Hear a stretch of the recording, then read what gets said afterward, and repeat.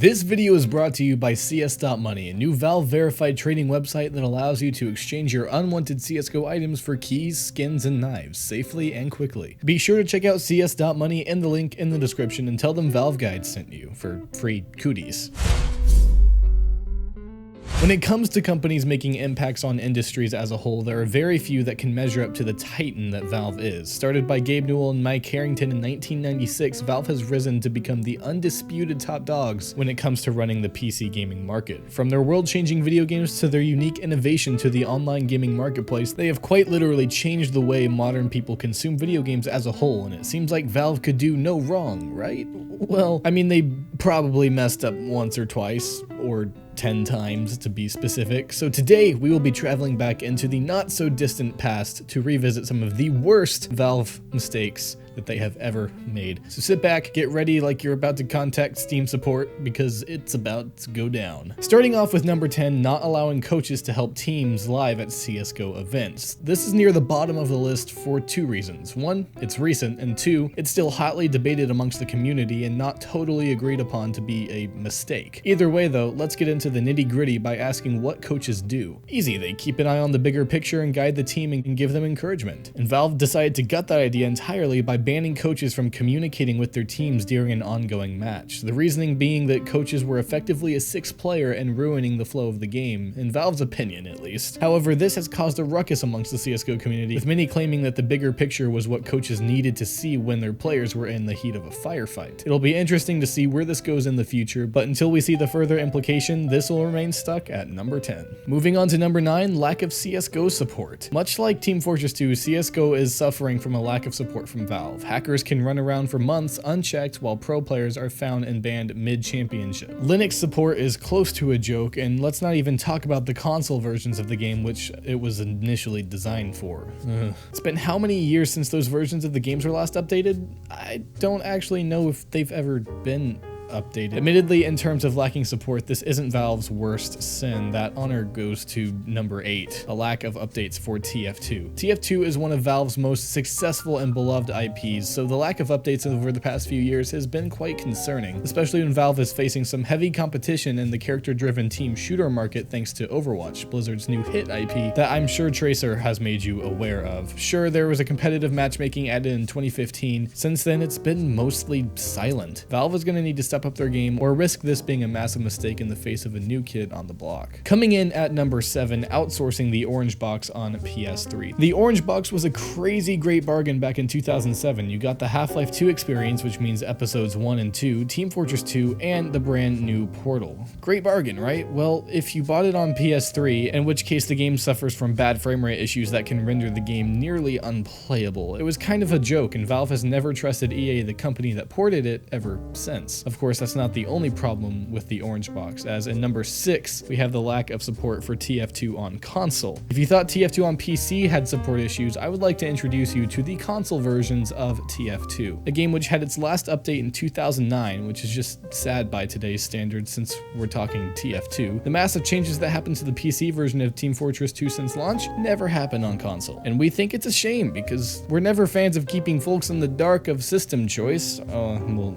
maybe some of us aren't. And this is clearly what that is. And it's not just us. In an interview with PC Gamer, Valve's own Eric Johnson claimed that the lack of updates for TF2 was a failure. So here's hoping that we get a new version of the Orange Box that avoids that mistake. Actually, that'd be really awesome on next-gen consoles, I'm not gonna lie. Moving to number 5, Half-Life 2 Episode 2's Cliffhanger. Oh God,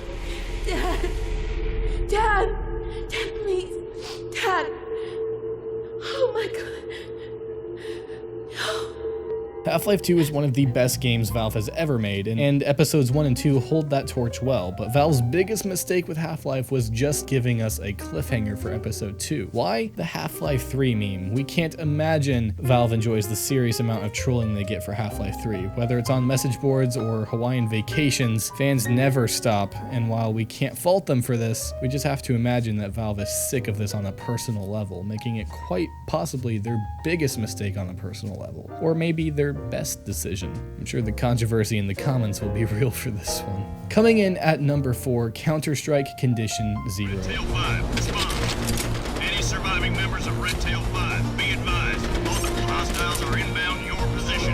A rule of thumb for games back in the early 2000s was that if it wasn't a success, then an expansion pack would be released to follow it up, to generate some more cash, and get people hyped for whatever was coming next. For example, Battlefield 1942, which was followed up by Battlefield 1942 Road to Rome, and Warcraft 3 Regions of Chaos, which was followed up by Warcraft 3 The Frozen Throne. So it would make sense to follow up Counter-Strike, which they did with Counter-Strike Condition Zero in 2004. The problem is not only that it was 4 years later than usual, but you want to know something else that came out in 2004? Half-Life 2, Metro Prime 2, Echoes, Halo 2, and oh yeah, Counter-Strike Source. That's right, this expansion was not only drowned amongst a wave of FPSs, but it was competing with its sequel in the same year. Not surprisingly, Condition Zero died pretty quickly. Great mistake on Valve's part. Number 3, outsourcing customer support. Now, we all know Valve is one of the most beloved companies in gaming, but its customer support service wouldn't tell you that in 2013, Valve received an F in customer support by the Better Business Bureau. 2 years later, and Valve still hasn't fixed the issue, but Eric Johnson commented to PC Gamer that they hope to fix the issue by Christmas 2015, yet when we asked our Valve Guides community on Discord, we found out that they don't think it's fixed, and I don't think we do either.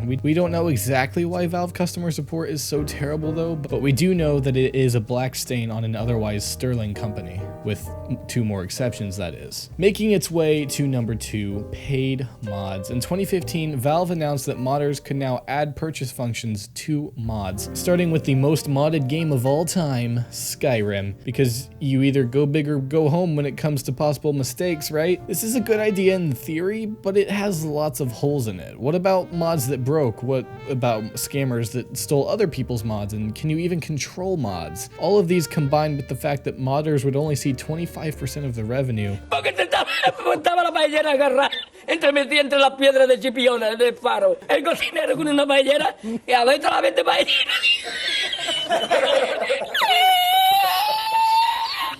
¡Ándale, mira dónde llega el agua! This was all the makings of Valve's most controversial mistake in years. The backlash was so huge that Valve canned the idea less than a week after announcement. It's a great idea giving creators money for their hard work. It was just executed so badly that we had to elevate this to number 2. And finally, number 1, Steam machines. The Steam Machine was a great idea on paper, the simplicity of a console combined with the customization of a PC. The problem is they tried to bring 2 entirely different markets together, which rarely, if ever, works. Console players were turned off by the fact they still have to worry about their system specs and whether they could run a game or not. All they wanted to do was plug it in and go. The PC players were turned off because it was effectively an inferior version of a PC. There was literally no one this machine could appeal to, which that combined with bad marketing, and you received the recipe for Valve's first massive flop. As of almost a year after its launch, less than 500,000 Steam machines have been sold. Now we just wait for Valve to end support so we can all forget this mess once and for all. That doesn't change the cold, hard truth that this is a different market. And your noble philosophy is not going to sell consoles. Thank you guys so much for staying till the end of the video. Once again, we would like to thank today's sponsor, CS.Money, for helping us produce this video. If you are in the market for trading up your unwanted skins for keys, skins, and knives in a safe and effective manner, be sure to check them out. If you enjoyed this video and want to see more Valve-related content, make sure to drop a like and comment. It is truly one of the best things in the world to go through the comments and see you guys. It's actually amazing. If you want to chat and chill, or even just find a group to play ranked matches with, make sure to join our Valve community Discord server. And until next time, stay incredible, and I will see you in the next one.